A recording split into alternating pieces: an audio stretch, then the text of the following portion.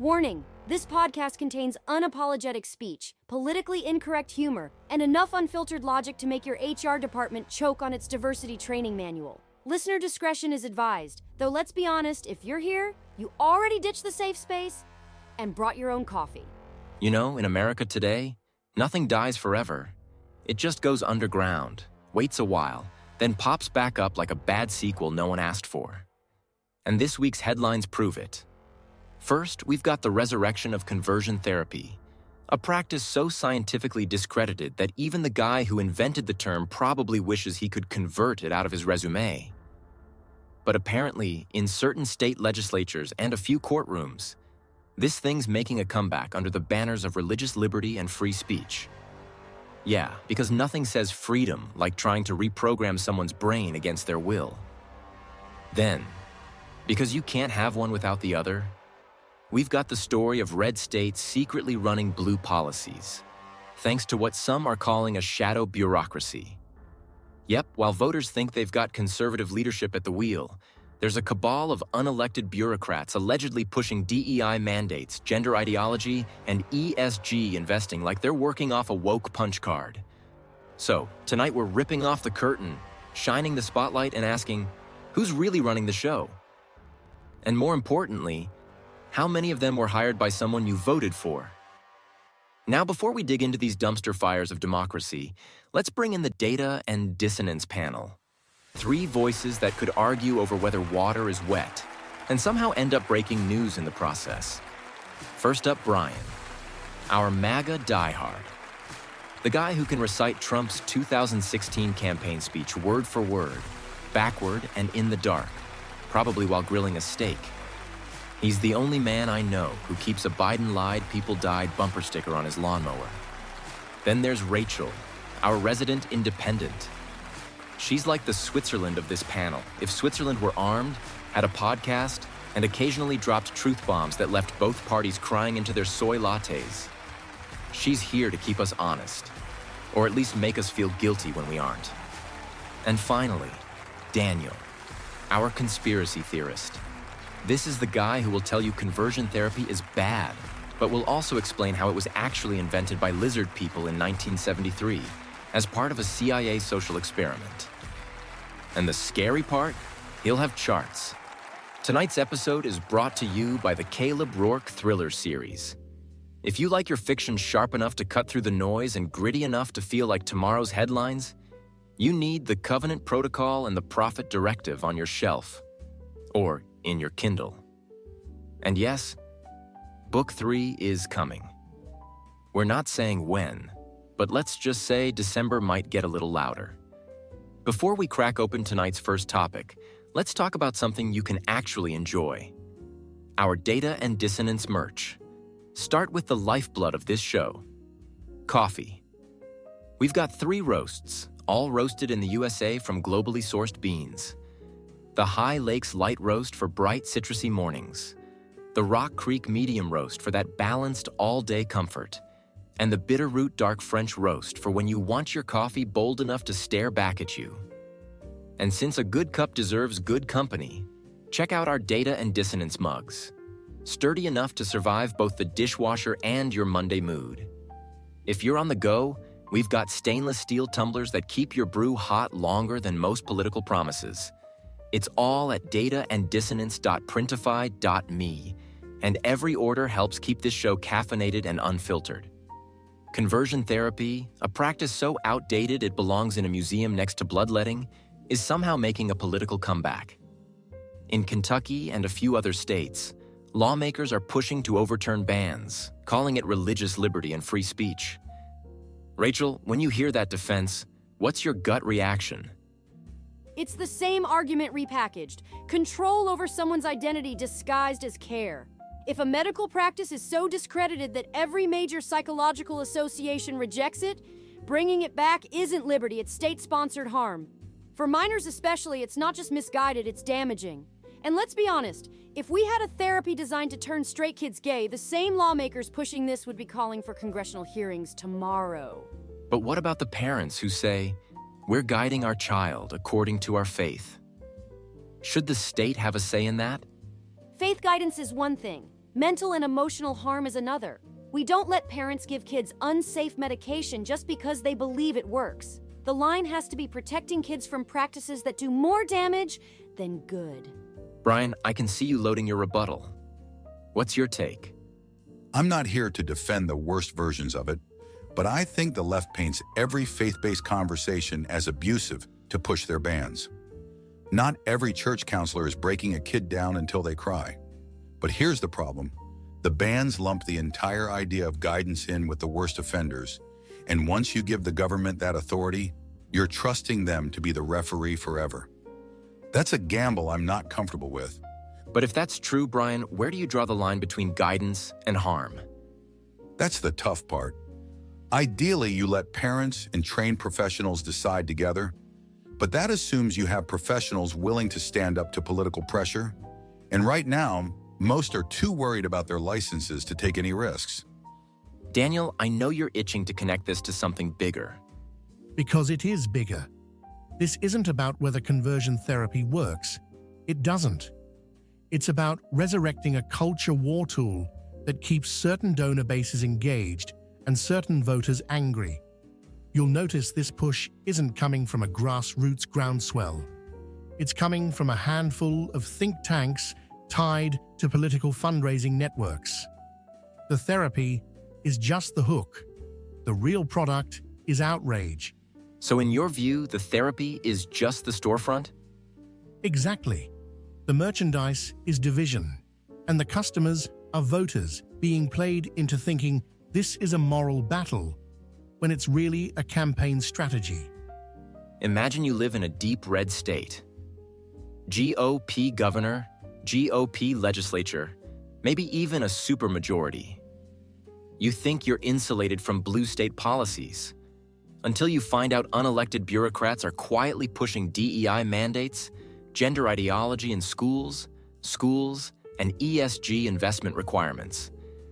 That's what a new report says is happening in multiple states. Brian, how does this even happen when Republicans supposedly run the show? Because winning elections doesn't mean you run the bureaucracy. These agencies are full of career staff hired under different administrations. People who don't have to answer to voters and know they're protected by civil service rules. If a Republican governor doesn't come in ready to replace key positions and audit everything, those staffers just keep doing what they've always done, pushing their preferred policies. So you're saying it's less sabotage and more just the system running on autopilot? A little of both. Some are just doing what they've always done. Others know exactly what they're doing and use the cover of standard procedure to sneak in policies the voters would never approve if they knew about them. Rachel, you've worked inside both red and blue bureaucracies. How real is this shadow government talk? It's real in the sense that institutional culture is hard to change, but I think shadow government oversells it. A lot of it is inertia. Agencies love their processes, and changing them takes effort most leaders don't put in. That said, there are coordinated influences, national associations pushing model policies, often funded by groups with an ideological agenda. And when a state agency adopts those without legislative approval, it's a problem. So Rachel, what's the fix? New laws or just better management? Both. You need transparency laws that require agencies to disclose where their policy templates come from, and you need leaders who will actually review them instead of rubber stamping. Daniel, I feel like you've got a more covert interpretation. Of course, these agencies are often tied into interstate networks and national professional groups that set best practices. Those best practices sound harmless until you see the ideological fingerprints all over them. And here's the kicker. They often come attached to federal or nonprofit grant money, so states are financially incentivized to go along. It's policy laundering. Change the playbook at the national level, and red states adopt it without a single election. So for you, this is less an accident and more a coordinated supply chain? Exactly. It's a distribution network for policy. And until voters demand receipts on where those ideas come from, nothing changes, no matter who's in the governor's chair. Tonight's Patriot Minute is for the men and women of Warrior Expeditions, a nonprofit that helps combat veterans transition back to civilian life by sending them on long-distance outdoor adventures.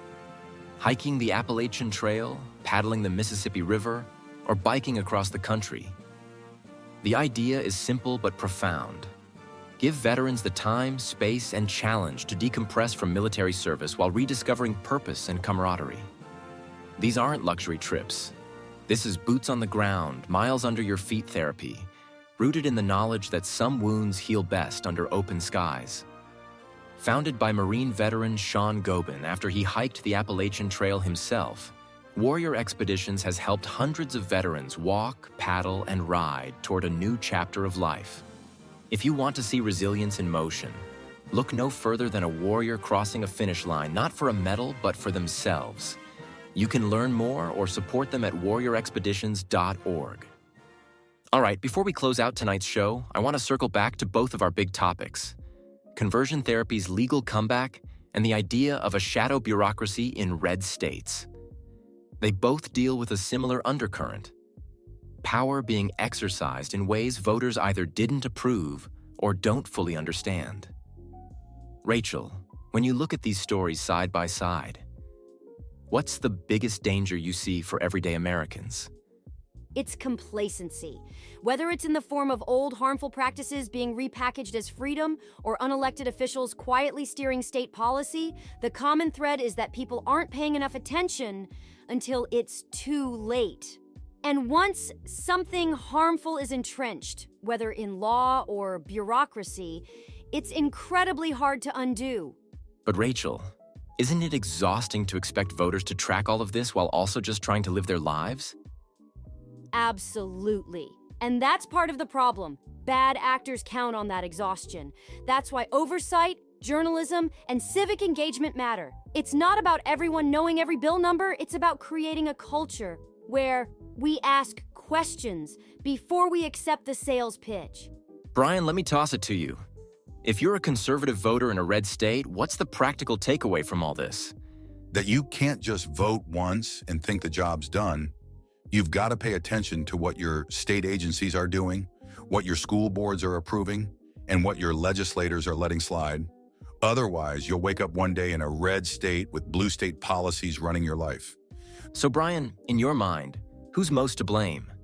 The voters for not watching, or the politicians for not acting? The politicians. Voters hire them to handle this stuff, and too many of them would rather tweet about fighting the culture war than actually get into the bureaucratic trenches. If they're not willing to fight the quiet battles, they shouldn't be in office. Daniel, your turn. What's your read on the deeper pattern here? It's that the public fight and the private fight are often two completely different wars.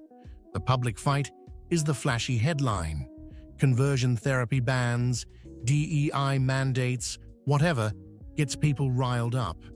The private fight is in the small policy changes, the recommendations from national groups, the grant language no one reads. And that's where real, lasting shifts happen, because it's boring enough that no one's watching. Daniel, if that's true, how do regular people even begin to push back?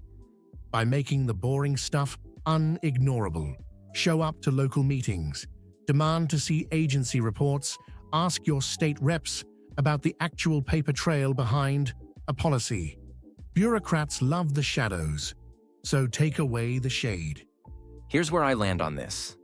Whether it's a law that shouldn't exist or an unelected official making decisions you never agreed to, the through line is the same. If you're not paying attention, someone else will write the rules for you. They'll tell you it's for your safety or your values or your kids, and they'll smile while they do it. Our job as citizens isn't to memorize every line of code in the system. It's to notice when someone's rewriting it without telling us.